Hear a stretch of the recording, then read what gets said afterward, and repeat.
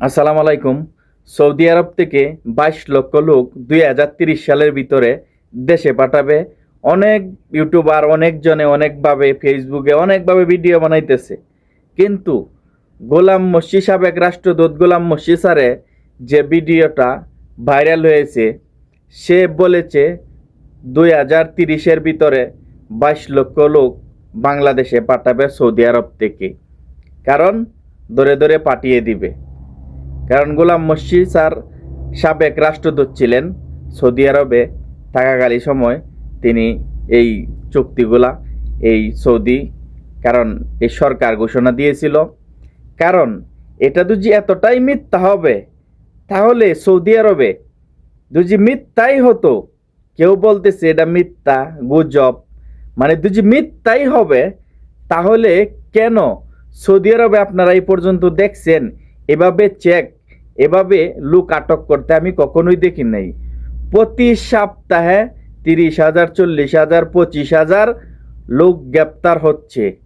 কারণ সৌদি আরবে চেকের মাধ্যমে লোকজন আবার নতুন করে বাংলাদেশ থেকে লোক আনতেছে, চুক্তি হচ্ছে, নতুন লোক আসবে, নতুন লোক শ্রমিক আইসা সৌদি আরবে কাজ করবে।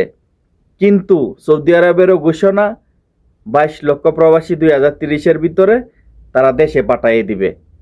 কারণ আবার নতুন করে কর্মী আনবে, নতুন করে শ্রমিক তারা সৌদি আরবে আনবে। এটা কেন আপনারা কি এটা বুঝেন?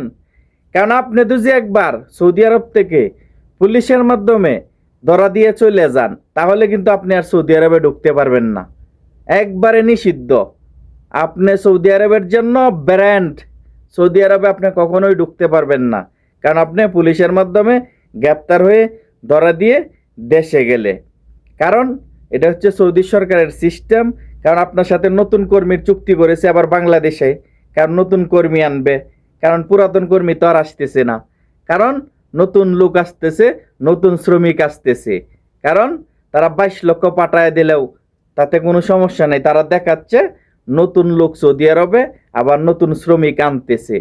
কারণ পুরাতন যারা, তারা একবার দুজি পুলিশের হাতে ধরা দিয়া পুলিশ ধরে পাঠিয়ে দেয়, সৌদি আরবে কখনোই ঢুকতে পারবে না।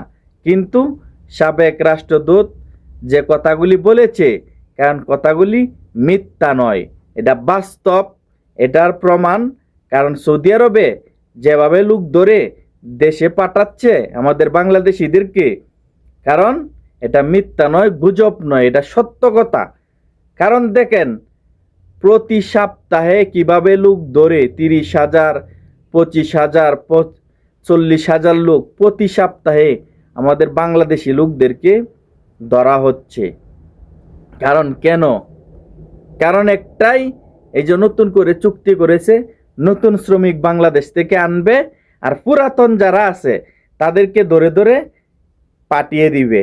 হয় আপনার আখামার সমস্যা, যে কোনো একটা সমস্যা দেখিয়ে আপনি অন্য জায়গায় কাজ করতেছেন, এক মালিকের কাজ করে আরেক মালিকের কাজ করতেছেন, আপনি যে মালিকের বিষয়ে আছেন এই মালিকের কাজ করেন না, বিভিন্ন সমস্যার ঝামেলা আপনাকে দেখিয়ে গ্রেপ্তার করে দেশে পাঠিয়ে দিবে।